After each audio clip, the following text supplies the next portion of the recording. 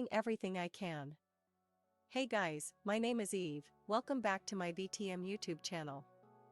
After the court granted custody of James to Andrew Glennon, the two moved to a Malibu mansion. This left Amber Portwood all by herself in Indiana, feeling helpless and miserable. But this week, Amber wasn't in the Midwest, she was at LAX. On her way for a visitation with 4-year-old James, Amber spoke about how things are going.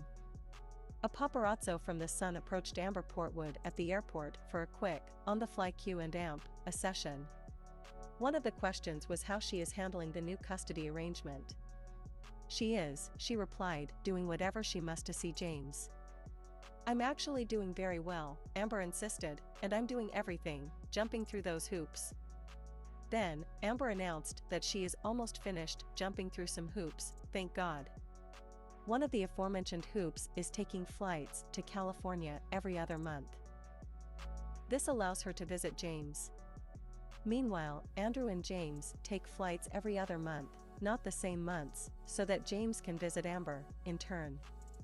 The new custody setup includes a set of phases. This will give James time to adjust to the new dynamic and schedule. Too much change at once can be a challenge. Amber will also have overnight visits with her son, a first since her 2019 domestic assault that ended her relationship with Andrew and left a door in their house riddled with machete marks. Amber had more to say during the impromptu airport interview. It's just going to be so different, she admitted, compared to what I've been used to. Amber noted that she is adapting to being in 2 different locations. I still have him, but it's hard. But people do this every day, Amber acknowledged. Please like and subscribe to my channel, and don't forget to click on the bell icon to get new video updates. Everybody out there needs to understand that I'm not the only one, she emphasized. Does anyone think that Amber is the only person who has battered multiple partners and now has a complicated custody arrangement? Amber has said that she and Andrew are trying to work on a co-parenting relationship. It's hard. Andrew has to face the woman who attacked and terrorized him. She has to face the man who, tried to hold her accountable for her actions in court.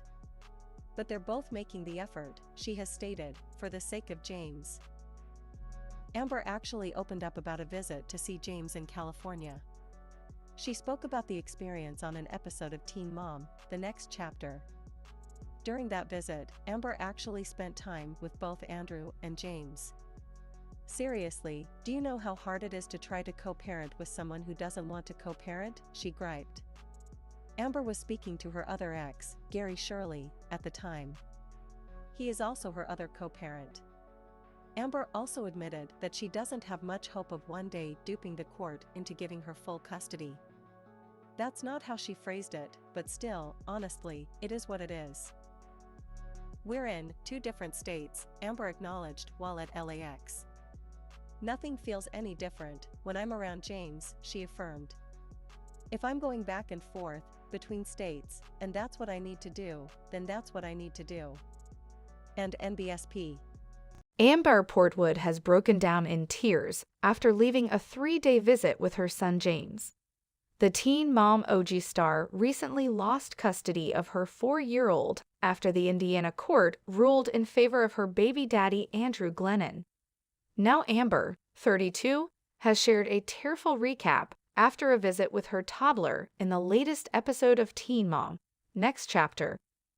The reality star spent 3 days with the little boy, though her ex did not allow the show to document their time together. Instead, cameras rolled as the TV personality left her son and returned to her own home. Her next visit will take place in 4 weeks, as the judge in her case has allowed. As Amber left her rental in California to head back home to Indiana, she broke down in the car. "It doesn't hit you until you actually go," she told producers as she wiped tears from her eyes. "How was it?" her driver asked, to which the TV star replied, "This morning he kept saying, 'So I'll see you tomorrow?' And I said, 'No, you'll see me really soon.' He smiled really big 'cause I said, 'Bubby, if I had it my way I would see you every day.' I said, 'I promise, and I promise I'll come back.'"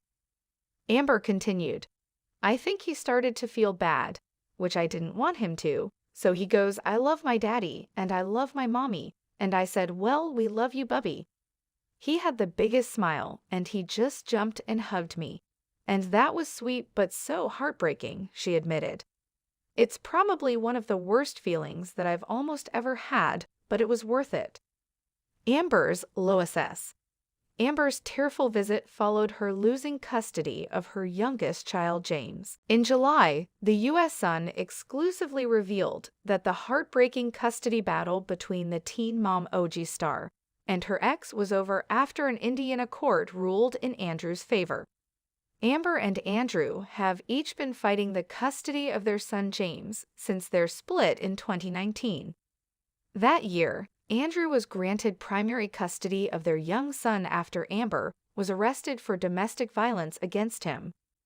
The father of one thwarted Amber's attempts to regain full custody of James by exposing that she hid their child and did drugs while she was pregnant. As of now, Andrew and James reside at his mother's $5 million Malibu estate in California, while Amber still lives in Indiana. Phone call writes us. The MTV star recently received some good news from the judge after she lost custody of her son.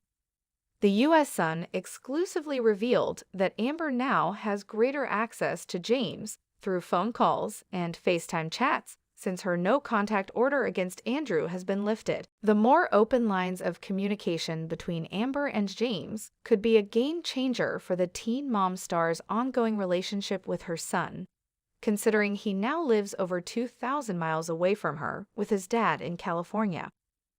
The judge's ruling stated that Amber is now entitled to liberal telephone calls and/or FaceTime communication with the child. If the exes cannot agree on the days and times of her calls, the judge set a schedule for every Tuesday, Thursday, and Saturday at 5:30 p.m. PT. Please subscribe my channel Teen Mom Update.